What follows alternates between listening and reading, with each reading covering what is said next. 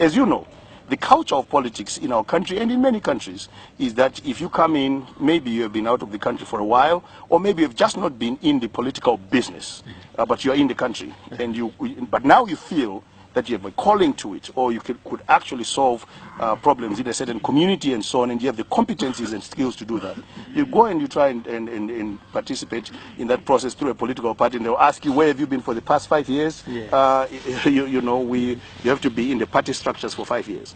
What has that got to do with the urgent problems that we have on the ground and which need urgent attention? So the Build Zimbabwe Alliance is a platform for people who actually want to give their all to bring about change in the country. And you know what, I don't know if the other political parties that's what they're doing, but I can tell you what we're doing. Yes. We're making it easy, attractive, inspiring for people to get into politics, because everything affects us. Politics affects everything about our lives.